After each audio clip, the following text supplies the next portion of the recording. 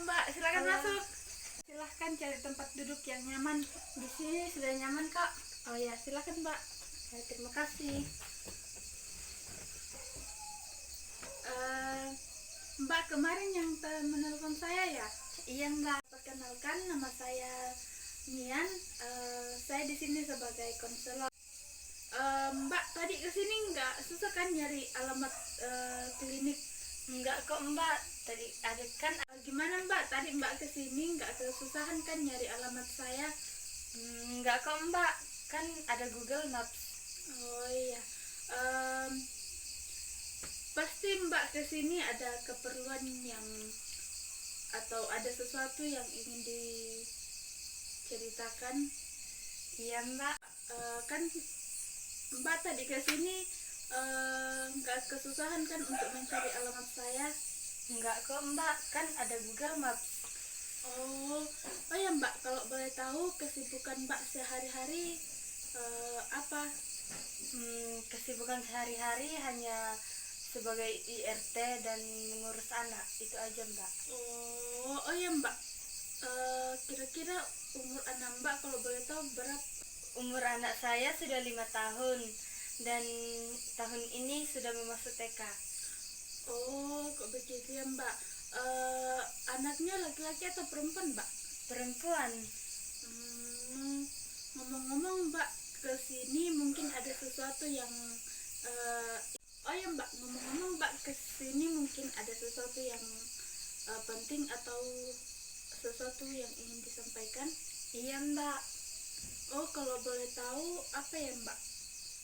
Gimana ya, Mbak? Saya tuh bingung.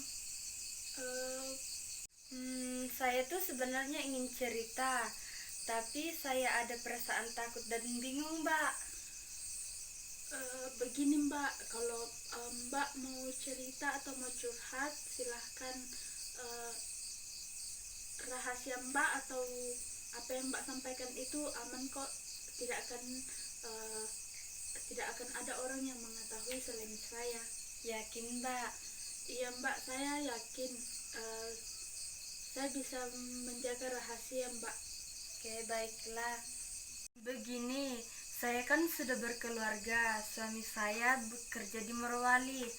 Puji Tuhan, pernikahan kami sudah berjalan 6 tahun lebih dan dikaruniai seorang putri berumur 5 tahun bernama Sean. Tapi jujur ya Mbak, saya ini merasa kesepian. Suami saya ini bekerja di Morowali dan kebanyakan jam kerjanya itu dia masuk malam. Kami sangat jarang berkomunikasi karena kalau setelah pulang kerja dia istirahat dan saya baru berangkat kerja. Saya juga ngurus anak, kemudian dia juga jarang pulang ke Toraja. Biasanya dia pulang cuma sekali atau 2 kali dalam setahun. Saya tuh butuh diperhatikan. Kalau kami komunikasi, suami saya marah-marah dan tidak mau merespon atau menghubungi saya hanya karena saya mengutarakan isi hati saya, Mbak. Saya juga takut dari lahir mereka jarang bertemu dan semakin hari dia semakin besar. Dan di sekolah kan dia melihat teman-temannya diantar oleh ibu bapaknya. Kenapa kok aku cuma diantar sama ibu? Bapak kemana gitu loh, Mbak. Dia bertanya terus. Saya cuma pengen suami saya mengerti perasaan saya. Mengerti perasaan Mbak. Saya mengerti apa yang Mbak rasakan. Mbak merasa kesepian selama suami bekerja di Morowali dan Mbak juga merasa bahwa hubungan dengan suami mulai renggang dan karena jarangnya komunikasi, dan Mbak ingin menyampaikan isi hati Mbak kepada suami, tetapi Mbak takut karena suami marah-marah dan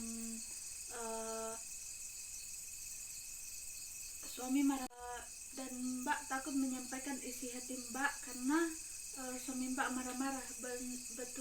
Betul begitu Mbak? Iya, betul sekali, Mbak. Jadi saya tuh bingung, saya harus bersikap seperti apa, Mbak. Dan setiap hari saya itu berpikir gimana caranya supaya saya bisa ngomong dengan suami saya. Saya takut suami saya marah kalau saya ngomong bahwa saya ingin diperhatikan. Saya ingin sekali bilang ke suami saya supaya tidak usah bekerja jauh-jauh, Mbak. Tapi gimana ya, Mbak? Saya sebagai seorang istri dan seorang ibu, saya juga ingin diperhatikan dan diberi kasih sayang setiap hari. Kan gini Mbak, percuma saya mempunyai harta melimpah, tapi dalam keluarga tidak ada sosok seorang suami dan sosok seorang ayah buat saya sama anak saya. Menurut saya itu sangat percuma, Mbak. Saya mengerti perasaan Mbak Lika. Mbak ingin menyampaikan perasaan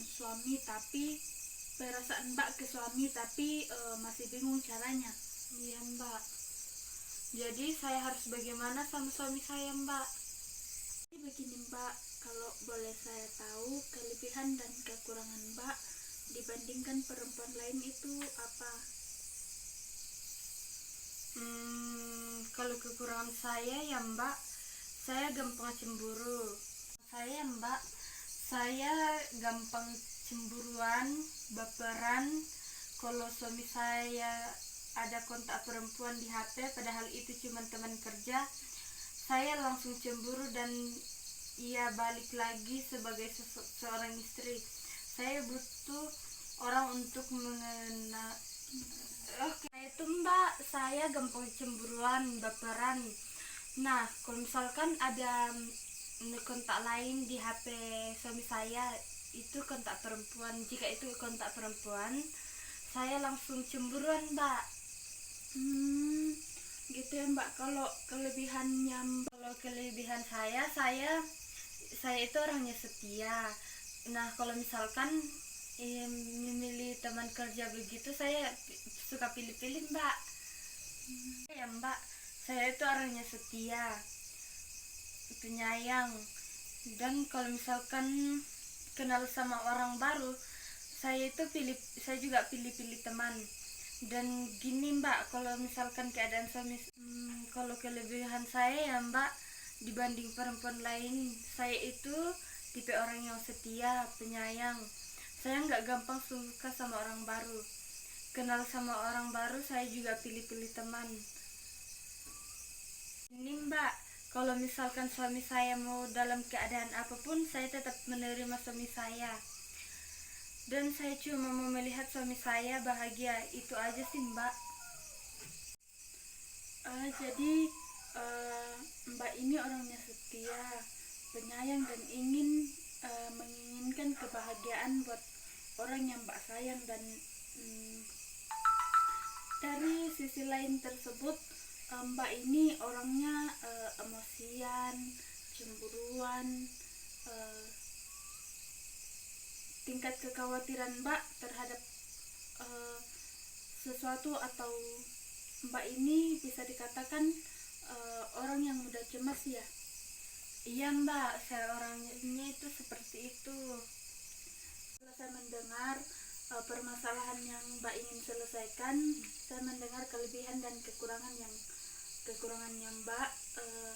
Saya memiliki salah satu teknik konseling. Kali ini saya memilih teknik kursi kosong, di mana di sini akan ada dua peran, yaitu top dog dan underdog. Top dog itu adalah seseorang yang memiliki power lebih, dan underdog ini seseorang yang memiliki power yang lemah, atau seseorang yang lemah. Dan di sini Mbak akan memerankan sebagai underdog, dan saya akan membantu Mbak berperan sebagai top dog. Kursi kosong yang seperti yang saya jelaskan tadi, silahkan duduk terlebih dahulu Mbak. Iya, terima kasih Mbak. Mbak ingin mulai dari mana terlebih dahulu, dari underdog atau dari top dog? Dari underdog aja Mbak. Konsentrasikan pikiran Mbak dan Lalu sekarang coba pikirkan di depan Mbak ini ada suaminya. Apa yang Mbak coba sampaikan kepada suami Mbak? Selama ini saya tuh ingin kasih sayang dari Mas, perhatian. Saya tuh selama ini saya tuh suka cemburu sama Mas. Karena kenapa? Saya tuh berpikir kan Mas di Morowali kerja, sempat Mas punya simpanan di sana. Selama ini saya itu menginginkan perhatian, kasih sayang dari Mas. Jadi begini, Mas merasa nggak kita semakin jauh, semakin ada jarak terus? Pokoknya kita itu mulai jarang komunikasi, sedangkan aku tuh butuh perhatian. Dan kalau aku kesepian, aku tuh butuh orang untuk cerita. Mas itu nggak ada buat aku, sedangkan komunikasi juga nggak lancar. Dan kalau misalkan aku telepon Mas juga nggak angkat, padahal aku juga butuh kabar dan perhatian dari Mas. Begini, kamu kan tahu aku tuh kerja, aku tuh sibuk, aku suka kerja shift malam, bukan shift dari pagi sampai sore. Aku tuh kerjanya masuk sore sampai pagi, jadi aku tuh sibuk. Kamu tuh harus ngertiin aku. Di sana juga jaringannya jelek. Kalau teleponan itu kadang-kadang jaringannya hilang. Aku juga jarang pegang HP, jadi kamu tuh harus ngerti. Meski aku dan Sean itu berkurang, soalnya Mas jarang hubungi aku dan Sean. Aku juga merasa kesepian kalau Sean sudah tidur malam. Pasti aku juga cuma bisa duduk sambil melamun. Apalagi kalau Sean diantar ke sekolah sama aku, terus misalnya kalau pulang sekolah aku sendirian di rumah. Intinya Mas makin kesini makin gak ada perhatian untuk keluarga. Mama tuh pengen papa itu sering telepon mama. Gini loh, kamu kira aku kerja? Aku juga butuh istirahat. Aku masuk malam, terus paginya aku tuh butuh tidur, aku butuh istirahat. Kamu pikir aku kerja bukan buat kamu sama Sean? Gini loh, kalau suatu saat nanti kita punya anak, terus kita mau makan apa kalau aku nggak kerja? Kamu juga harus ngertiin dong posisi aku. Itu aku cuma duduk-duduk santai, aku nggak bikin apa-apa. Aku kerja, aku juga sibuk. Dan kalau aku nggak istirahat, aku bisa sakit. Dan aku kerja itu untuk kalian, untuk keluarga kita, supaya kita bisa makan, supaya kalian bisa punya segalanya. Aku tuh nggak mau pulang tiap minggu untuk ketemu kalian. Kalau aku bisa, aku pengen pulang ketemu sama kalian, tapi kamu malah kayak gini. Gimana ya Mas? Kan setiap malam sebelum Sean tidur itu dia selalu nanyain kamu lah, Papa gimana? Papa lagi ngapain? Lah, terus aku mau jawab apa Mas? Aku di sini tuh bukan aku nggak kangen sama kamu, sama Sean. Iya, kalau aku bisa pulang, aku pengen pulang setiap minggu atau bahkan setiap hari kalau bisa. Tapi aku nggak bisa karena ini tuntutan kerja. Dan kalau kamu berpikiran yang enggak, misalnya kamu berpikir bahwa aku dekat dengan orang lain, aku memiliki hubungan dengan orang lain, atau aku nggak dekat sama keluarga, kamu nggak perlu khawatir karena aku kerja untuk kalian. Aku melakukan semua ini demi kamu dan Sean. Jadi aku pengen kamu ngerti posisi aku. Di sini aku tuh kerja. Aku bukannya nggak ngapa-ngapain, tapi ini aku lakukan semuanya demi keluarga. Sila rindu atau kamu rindu, kalau aku nggak kerja kan kita bisa video call, kita bisa teleponan, Kan sekarang alat komunikasi sudah canggih. Nah, kita bisa kalau kalian rindu, kalau aku rindu atau gimana kan kita bisa video call. Tapi kan kembali lagi, kamu tahu aku sibuk, dan kalau aku punya waktu luang aku pasti hubungin kalian. Jadi aku cuman mau kamu menghilangkan semua kekhawatiran yang ada dalam diri kamu. Kamu nggak perlu berpikiran yang negatif terhadap aku di sini kerja. Atau kamu rindu kan kita bisa video call atau teleponan kalau aku punya waktu luang. Kamu nggak perlu takut kalau aku tuh nggak dekat sama rindu, kan kita bisa video call. Kalau aku juga bakal fokus sama keluarga, aku juga nggak bakal mikirin pekerjaan. Aku tuh bakalan fokus sama kalian. Aku bakalan perhatian ke kalian. Ngerti? Aku juga bakalan selalu luangin waktu buat kalian kalau aku pulang. Aku akan selalu memperhatikan kalian. Aku akan memperhatikan keluarga kita. Sama keluarga, misalnya kita pergi jalan-jalan sama, sudah misalnya sama keluarga, misalnya kita pergi jalan bareng, ke mall, makan bareng. Sudah pengen lah cuman pengen papa ada bersama kami. Sudah. Aku ngerti.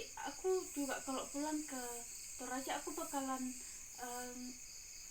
luangin waktu buat mama, buat Sean, buat ketemu sama keluarga besar. Aku juga nggak bakal mikirin kerjaan aku di sana. Aku juga bakal fokus sama keluarga. Dan mama nggak perlu khawatir aku nggak punya waktu untuk kalian. Apapun yang kalian minta akan aku turuti. Nggak mungkin aku nggak menuruti apa yang kalian inginkan. Tapi mama juga harus ngerti kalau aku kerja di sini. Jadi kalau aku pulang ke Toraja aku pasti bakalan full time sama kalian. Waktu aku cuman untuk kalian, nggak ada yang untuk yang lain, nggak ada untuk kerjaan, untuk keluarga. Iya mas, aku minta maaf, aku mengerti Perasaan mama. Aku tuh cuman pengen kamu dukung aku, doain aku dalam pekerjaan supaya kerjaan aku lancar dan aku bisa cepat pulang untuk ketemu sama mama dan Sean. Iya pak. Coba sok. Aku minta maaf, aku akan selalu dukung kamu. Iya mas, aku minta maaf. Aku akan selalu dukung kamu dalam pekerjaan kamu. Sudah. Mana perasaan Mbak setelah melakukan teknik kursi kosong tadi?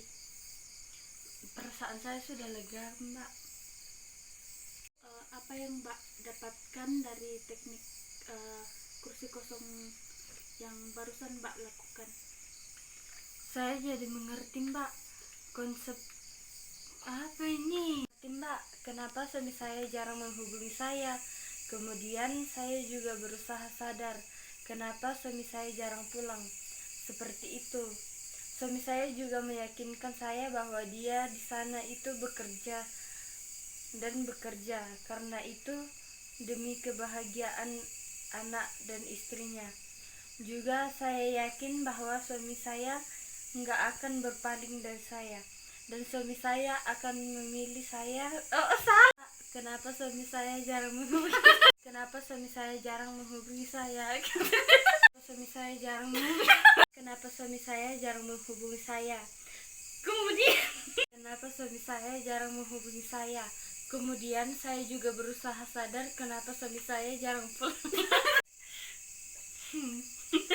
Mbak, kenapa suami saya jarang menghubungi saya? Kemudian saya juga berusaha sadar. Mbak, kenapa suami saya jarang menghubungi saya? Kemudian saya juga berusaha sadar kenapa suami saya jarang pulang. seperti itu. Suami saya juga meyakinkan saya bahwa dia di sana bekerja dan bekerja. Karena itu demi kebahagiaan anak dan istri. Juga saya yakin bahwa suami saya nggak akan berpaling dari saya. Seperti oke. Jadi mengerti Mbak, kenapa suami saya jarang menghubungi saya. Kemudian saya juga berusaha sadar kenapa suami saya jarang pulang.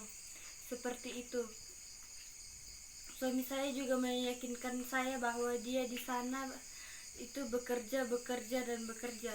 Karena itu demi kebahagiaan anak dan istrinya, juga saya yakin bahwa suami saya nggak akan berpaling dari saya.